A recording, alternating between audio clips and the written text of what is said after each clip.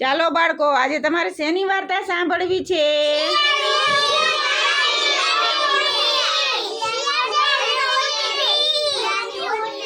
ઊંટ અને શિયાળની. હાલો બધા મોટા પ્રાંગણી રાખો એટલે સરસ મજાની વાર્તા માંડવો. ઊંટ અને શિયાળ, બરાબર? એક હતું ઊંટ. ઊંટ હતું ઊંટ. શું હતું? ઊંટ તમે જોયું છે? કેવું હોય? આમ લાંબી ડોકવાળું હોય ને. હા, જો આપણે અહીંયા બેનરમાં ઊંટ છે. જો સૌથી પહેલું ઊંટ છે ઉપર. હા, તો એ ઊંટ હતું ને, એ એકલું ફરતું હતું. તો એમાં એને કોઈ ભાઈબંધ હતું નહીં, એટલે ઊંટ ભાઈએ આડું અવળું જોયું. તો એક શિયાળ ભાઈ એકલા ફરતા હતા. તો શિયાળ ભાઈ કે ઊંટ ભાઈ, હાલો આપણે બેને ભાઈબંધ થવું છે કે હા. તો ઊંટ અને શિયાળ બે પક્કા ભાઈબંધ થઈ ગયા. તમારી જેવા તમે ભાઈબંધ થઈ ગયા છો ને? હા, તમે ત્રણેય ભાઈબંધ થઈ ગયા. અરે વાહ. તો ઊંટ અને શિયાળ બે ભાઈબંધ થઈ ગયા. તો બે ભાઈબંધ જ્યાં જવું હોય ત્યાં હારે જાય. એમાં એક દિવસ એને જે ચરતા હતા ને ચારો, એ ખાલી થઈ ગયો. તો ઊંટભાઈ કે શિયાળભાઈને કહે છે કે શિયાળભાઈ હાલો આપણે આ નદીના ઓલા કાંઠે સરસ મજાના વાડા છે, ચીબડાના અને શેરડીના. હાલો આપણે અહીંયા જવું છે. તો શિયાળભાઈ કે હા હાલો આપણે જઈએ. તો ઊંટભાઈ તો કે ચાલો આપણે નદી પાર કરી લેવી. તો નદીમાં તો શિયાળભાઈ કે ભાઈ તું તો તરી જઈશ પાણીમાં, પણ હું તો અંદર ડૂબી જાઉં.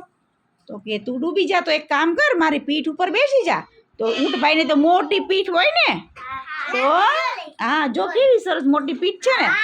તો પીઠની ઉપર શિયાળભાઈને બેઠાડી દીધા. અને ઊંટભાઈ તો તરતા નદી પાર કરી ગયા. અને નદી પાર કરીને સામા કાંઠે ગયા એટલે ચીબડાનો વાળો આવ્યો પહેલો. તો ચીબડાનો વાળો આવ્યો એટલે શિયાળભાઈ કહે છે ઊંટભાઈ મારે તો ચીબડા ખાવા છે. તો ઊંટભાઈ કે સારું, હું ધ્યાન રાખું અને તું ચીબડા પહેલાં ખાઈ લે બાબુ. તો ઊંટભાઈ તો ધ્યાન રાખે અને શિયાળભાઈ તો છાનામાના વાડામાં ઘૂસી ગયા અને ચીબડા સરસ મજાના ખાવા માંડ્યા. અને ચીબડા ખાઈને એનું તો પેટ ભરાઈ ગયું. પછી શિયાળભાઈ બહાર આવ્યા અને ઊંટભાઈને કે ઊંટભાઈ હવે મારું પેટ ભરાઈ ગયું, હવે તમારો વારો, તમે જાઓ. તો ઊંટભાઈ કે મારે તો ચીબડા ખાવા નથી. તો કે તમારે શું ખાવું છે? તો કે મારે તો શેરડી ખાવી છે. તો કે હા હાલો થોડાક આગળ જાવી એટલે સરસ મજાનો શેરડીનો વાડો છે, ત્યાં જઈને આપણે શેરડી ખાઈ લેશું. તો શિયાળભાઈનો વારો આવ્યો એટલે શિયાળભાઈ ધ્યાન રાખે છે અને ઊંટભાઈ તો વાડીમાં જઈને શેરડી ખાય છે. તો શિયાળભાઈને કે શિયાળભાઈ ધ્યાન રાખજો, માલિક આવી ન જાય કે રખેવાળ આવી જશે તો કે આપણને મારશે બેયને. તો કે સારું. તો શિયાળભાઈ તો ધ્યાન રાખે છે અને ઊંટભાઈ તો શેરડી ખાય છે.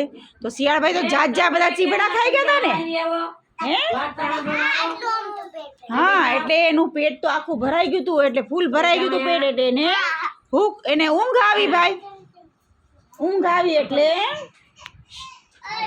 શિયાળભાઈ તો ઊંટભાઈને કહે છે કે ઊંટભાઈ મને તો બહુ નીંદર આવે છે, મારું પેટ ભરાઈ ગયેલું છે એટલે મારે તો સૂવું છે. તો ઊંટભાઈ કે નહીં હો, સુવાય નહીં ભાઈ, ત્યારે ધ્યાન રાખવું પડે. તું ધ્યાન રાખીશ તો જ હું શેરડી ખાઈ શકીશ ને, નકર માલિક આવી જાય ને ખબર પડે નહીં. તો કે સારું. તો શિયાળભાઈ તો ઊભા હતા. તો એને તો તમે શિયાળને ભોંકતા સાંભળ્યું ક્યારે? કેવું કરે? કરે ને. હા, તો શિયાળભાઈ તો કે મને ઊંઘવા ન દીધા એટલે મને ભોંકણ ચડ્યું છે. એ કે ઊંટભાઈ મારે તો ભોંકવું છે. તો ઊંટભાઈ કે ના હો ભાઈ, ભોંકાય નહીં, તું ભોંકીશ એટલે ઓલો રખેવાળ સાંભળી જશે અને આપણને બંનેને મારશે. તો કે નહીં, મારે તો ભોંકવું જ છે. તો શિયાળભાઈ તો ઊંટભાઈની વાત માન્યા નહીં અને તો ઊંચું મોઢું કરીને ભોંકવા માંડ્યા. તો લો રખેવાળ તો સૂતો હતો ને, એ સાંભળી ગયો ભાઈ અને આવીને દંડો ઉપાડ્યો મોટો જબર. અને રખેવાળ તો જોઈ ગયો કે શિયાળ ગરી ગયું લાગે આપણી વાડીમાં. તો રખેવાળ તો આવ્યો તો એ તો જોઈ ગયો કે ઊંટ હતું. ઊંટ તો શેરડી ખાતું હતું. 1 થી 2 રાડા માઈન બિચારા ખાતા હતા. તો રખેવાળ આવી ગયો અને દંડે દંડે ઊંટભાઈને મારી મારીને હાડકા ખોખરા કરી નાખ્યા.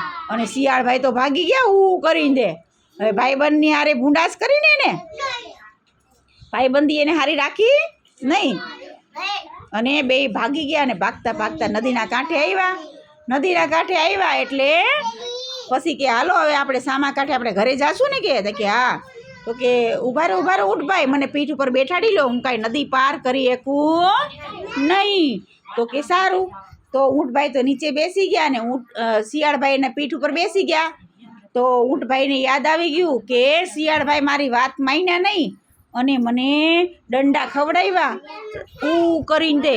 એટલે બાબુ બસ હવે તો ઊંટભાઈ તો પાણીમાં બરાબર નદીમાં વચ્ચોવચ્ચ ગયા અને વચ્ચે જઈને પછી કહે છે શિયાળભાઈ. તો કે શું?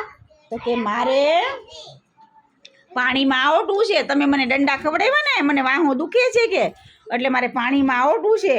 તો શિયાળ કે નહીં ભાઈ ઊંટભાઈ એવું ન કરશો કે હું પાણીમાં બુડી જઈશ કે. તો કે નહીં હો, મારે તો આવડવું છે, તમે મારી વાત માન્યા હતા કે આપણે ભાઈબંધ હતા તો ભાઈબંધની વાત માનવી પડે ને, તમારે ધ્યાન રાખવું પડે ને મારું. તો તમે તો મને દંડા ખવડાવ્યા.